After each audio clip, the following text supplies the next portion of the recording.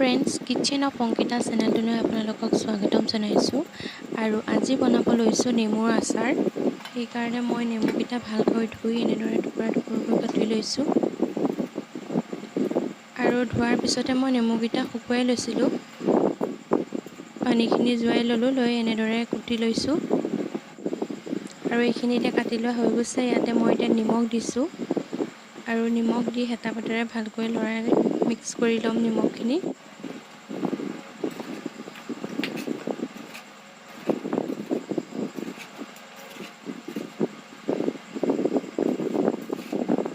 আৰু এটা শুকান পানী লাগি নাথাকা টেমা এটাত মই এনেদৰে ভৰাই লৈছোঁ।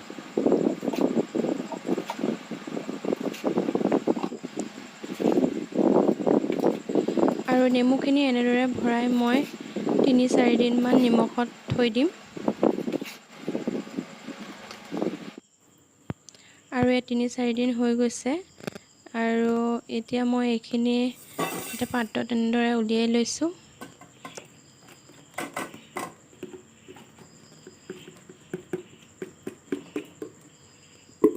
আৰু মই ইয়াতে দিছোঁ ৰংগুড়া, হালধি দিছোঁ প্ৰায় ২-৩ চামুচ দি দিছোঁ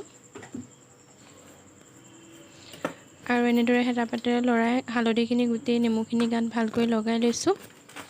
আৰু এনেদৰে চালনী এখনৰ ওপৰত মই পেপাৰ এখন পাৰি এইখিনি এতিয়া ইয়াত মেলি দিম।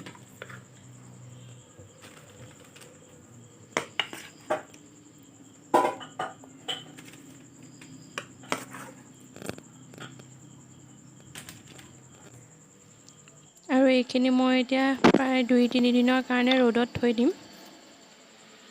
আৰু এয়া ২ দিনৰ পিছত এইখিনি নেমুখিনি এনেদৰে শুকাই গৈছে। আৰু মই এনেকৈ কেৰাহী এখন পাতি ইয়াতে পাঁচফোৰণ দিছোঁ ২ চামুচ আৰু জিৰা দিছোঁ ২ চামুচ আৰু বগা সৰিয়হ দিছোঁ আৰু ১ চামুচ দিছোঁ ক'লা সৰিয়হ আৰু এইকেইটা শুকান জলকীয়া দি দিছোঁ। আৰু এইখিনি মই এতিয়া হেতা পাতেৰে এনেদৰে লৰাই লৰাই অলপ সময় ভাজিম। গেছৰ ফ্লেমটো মই মিডিয়াম কৰি ৰাখিছোঁ আৰু এইখিনি এনেদৰে মই ভাজি লৈছোঁ। আৰু এইখিনি ভাজা হৈ গৈছে। গেছটো অফ কৰি মই ইয়াত কাঁহীখনত মেলি দিছোঁ, অকণ ঠাণ্ডা হ'ব দিছোঁ। আৰু জলকীয়া এনেদৰে ঠাৰিকেইডাল মই আঁতৰাই ল'ম। আৰু এইখিনি এতিয়া ঠাণ্ডা হৈ গৈছে। মিক্সি বাতি এটাত মই ইয়াত ভৰাই লৈ পেলাই এইখিনি ভালকৈ গুড়াকৈ পিচি লৈছোঁ আৰু এইখিনি পিচা এতিয়া হৈ গৈছে। আৰু এনেকৈ কেৰাহীখন পাতি মই মিঠাতেল দিছোঁ আৰু এই তেলখিনি এতিয়া মই ভালকৈ গৰম কৰি ল'ম।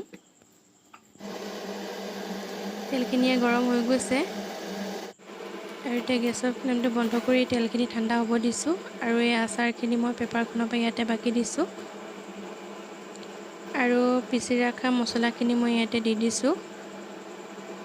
বগা সৰিয়হ, পাঁচফোৰণ, ক'লা সৰিয়হ, জিৰা, এনেদৰে যে শুকান জলকীয়া পিচি ৰাখিছিলোঁ এয়া মই ৩-৪ চামুচ ইয়াতে দি দিছোঁ।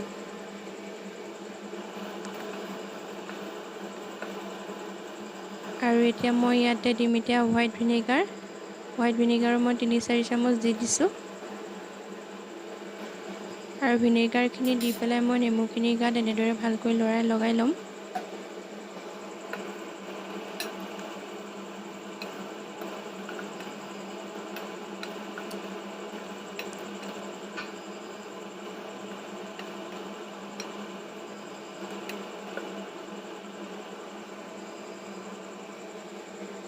আৰু এতিয়া মই গৰম কৰি ৰখা তেলখিনি এতিয়া ঠাণ্ডা হৈছে আৰু তেলখিনি এনেদৰে ইয়াতে দি দিছোঁ। আৰু এটা বৈয়াম এটা মই ধুনীয়াকৈ ধুই শুকুৱাই ৰাখিছিলোঁ। এই বৈয়ামটোত মই এতিয়া আচাৰখিনি ভালকৈ ভৰাই ল'ম। আজিৰ ভিডিঅ'টো যদি চাই আপোনালোকে ভাল পালে তেতিয়াহ'লে মোৰ চেনেলটো ছাবস্ক্ৰাইব কৰিবলৈ নাপাহৰিব। আকৌ লগ পাম নতুন এটা ৰেচিপিৰ সৈতে।